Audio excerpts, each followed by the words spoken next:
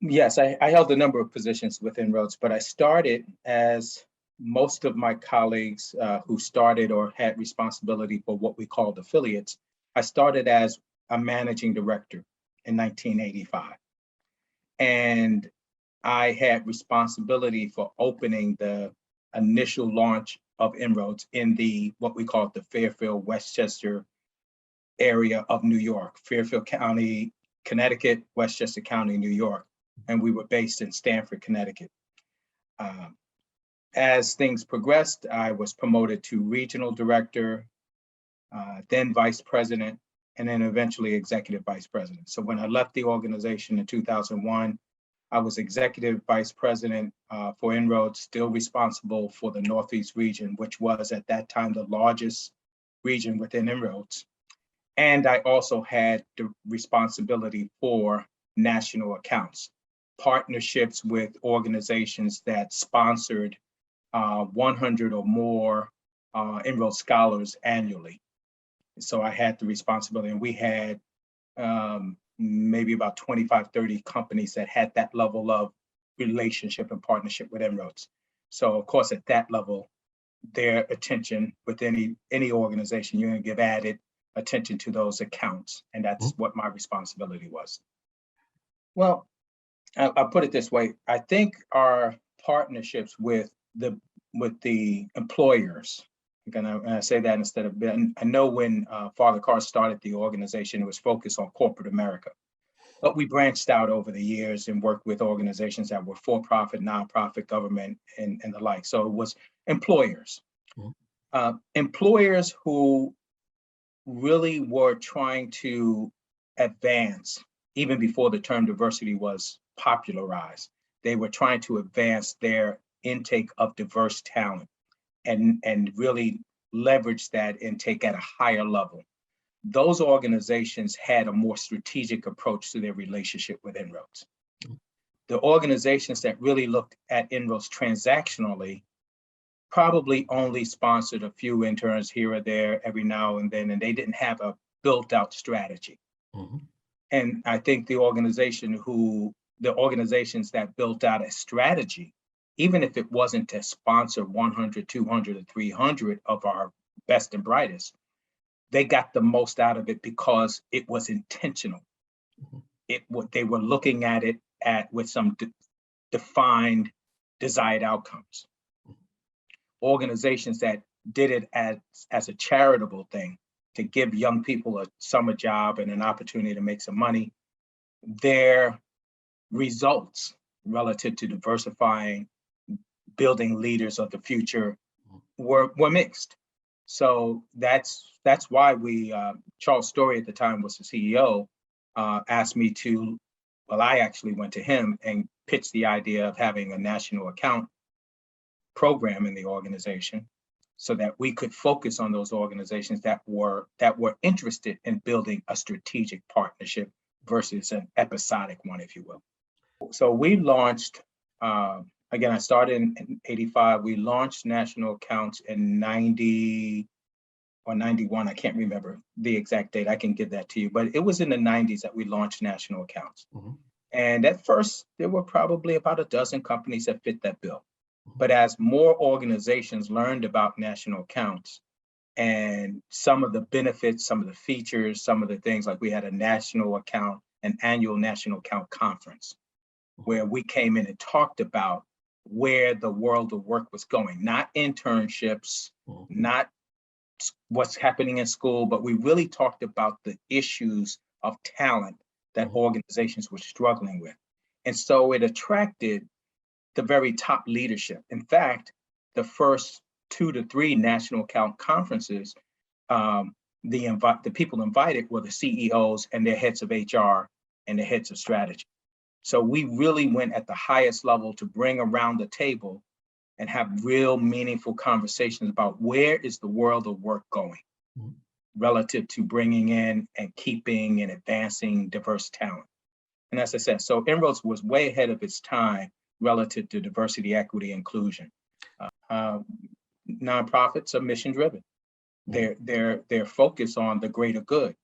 of the founder of INROADS was focused on the greater good, and he came out of business. And I think you already know the story and of Frank Carr, and how he was inspired by Dr. King. But that was about the greater good. That was about looking at the world of work and trying to make sure that business leaders really understood and believed that they, as good as they were, they could be much better if they got talent from all across the cross section of people. As Frank would often say, talent was sprinkled not just in the white community, but sprinkled in the brown and the black and the indigenous. He said talent was sprinkled all over, but organizations were struggling to find and bring that talent in and retain that talent. And part of the reason why they struggle is that, again, when you look in the same places you always look, you get the results you always have gotten. So he just said, in order to do this, in order for you, organization A, B, or C, in order for you to get the talent that's out there, you got to have an investor mindset. You can't have a recruiting mindset. You got to have an investor mindset. You got to develop the talent from the raw potential they possess. When I was recruited into INROADS, when I was hired into INROADS, I would say that all of that messaging wasn't as clear as I hopefully just articulated, because I came into the organization, I did what most of my colleagues did. We sold the concept of taking an intern or two. But within my first 2 years, I changed the narrative in my sales pitch. I stopped talking to asking for the order of 1 and 2 and asking the question about, where are you from a talent base today? Where are you trying to go? And are you willing to invest in getting there? And for the organizations that said yes, we went for it. For the organizations that said no, we didn't. And I clearly it became clear to me early in my career that I wanted to focus on those organizations that were going to truly make an investment commitment, even though there would still be some of those transactional ones that would come along. But I didn't want to spend my time on that, because that wasn't going to change the status quo. And it quickly became clear to me in my maturation through INROADS that I was a change agent. I wasn't a broker of diverse talent. That leaders continue to struggle with, I think, across all differences, is do people have innate leadership abilities and they just need to be developed and brought out, or can you make anybody a leader? And I contend that people with leadership potential are born with a certain level of drive to lead, but they won't necessarily get there on their own. I don't care how brilliant they are. So the other thing I would share is that, again, I talk to our partners about partnering in a process to develop leaders. I never talked about the internship program. I know that language will be used by my colleagues and other people you talk to, but it didn't take me long to move away from that. I would insist with the scholars that came through, the interns, that they describe INROADS as a process. It wasn't a program. I said programs are typically terminal. They're funded and episodic, as I said, but a process just continues to evolve and develop. And so I always describe to, again, potential partners that I wanted them to be an investor in the talent that we're going to take through this leadership process called INROADS together. And here are the components of the process. So it wasn't about the internship. It was a process to develop the raw leadership talent. That process involved pre-professional career-related work, i.e. internships. So we made a big deal about that. We made a big deal of not putting them in a mailroom, but designing career plans that enabled them to secure in their head and their heart that they wanted to be an engineer, that they wanted to be a scientist, that they wanted to be an accountant. So give them the work, even if it challenged them beyond their current capability. And what we did is we worked with organizations to design those plans.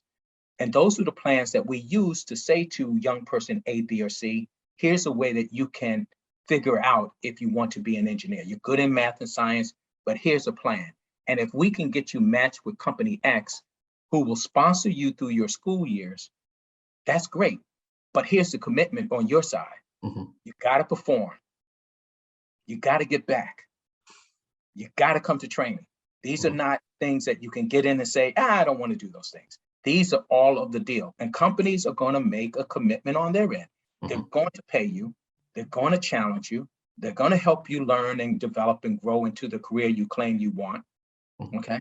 And the payoff at the end, not guaranteed either way, that if it works out at the end of graduation, that might be a place where you can start your career.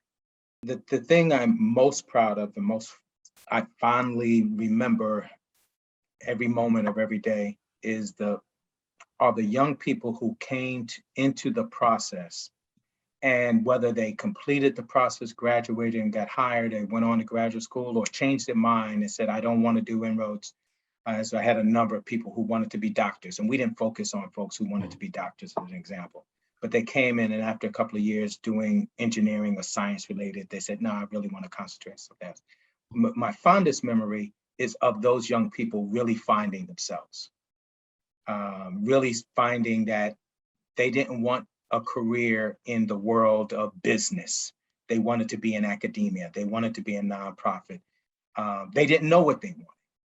I finally remember, the young man out of Bridgeport who went to UConn, who was going there and going to major in psychology, and said, and I had to chase him down for him to finish his application, because he couldn't understand how a kid coming out of Bridgeport, a Puerto Rican kid coming out of Bridgeport, wanting to be a psychology major, how this inroads thing was going to help him, because he didn't know he could tie psychology to human resources.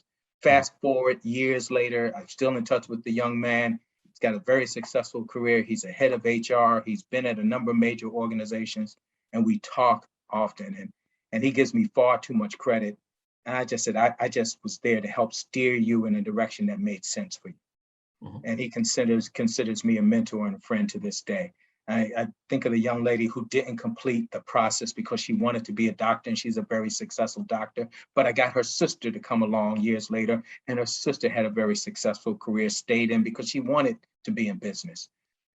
So from the humanity side, from the people side, I think about those young people, and that's what excites me the most. Second to that, I think about the people who, quite frankly, were on the employer side.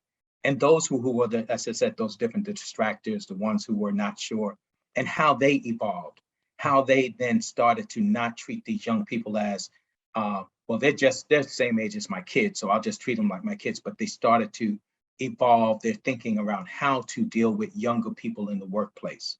And from CEOs to vice presidents to managers, just really advancing in their emotional intelligence and their behavioral intelligence to say, oh, this is different. This is how I am going to play a part in bringing the workforce forward. So, but from an actual event kind of things, the things that really stick in my mind, the opportunity, as I mentioned earlier, to go and advance our international footprint in South Africa, that was really, really something I'll never forget.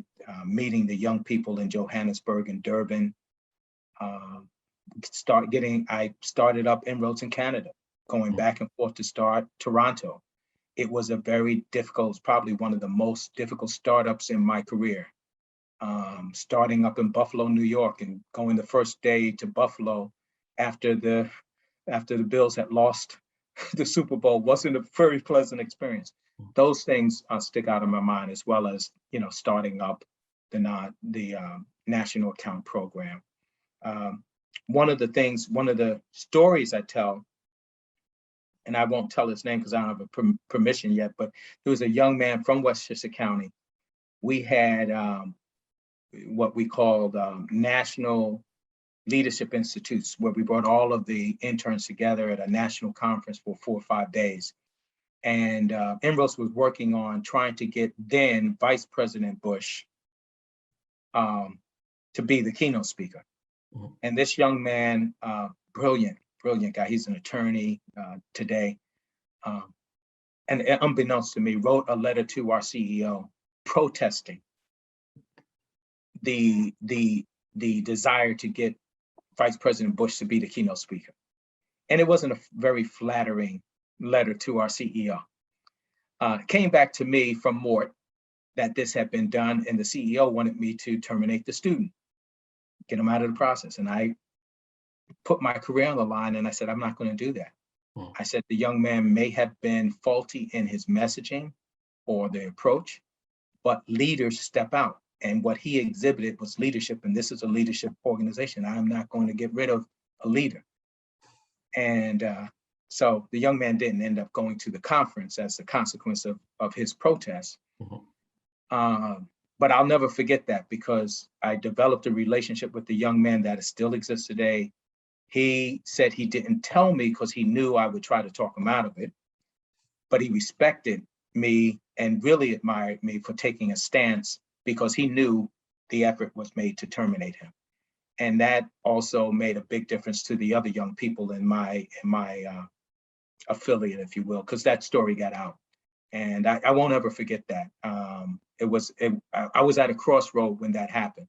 Mm-hmm. My job was on the line. Mm-hmm.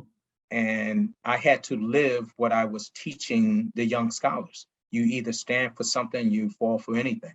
And I had to stand up for that. And I stood up for that young man, and I have no regrets to this day. I didn't know at the time if that would derail my career. Mm-hmm. But because I was focused on leadership, it was easy for me to say, oh, that's what leaders do. And leaders make mistakes. So we're not going to get rid of a young man who's demonstrating what we profess we are, a leadership development organization.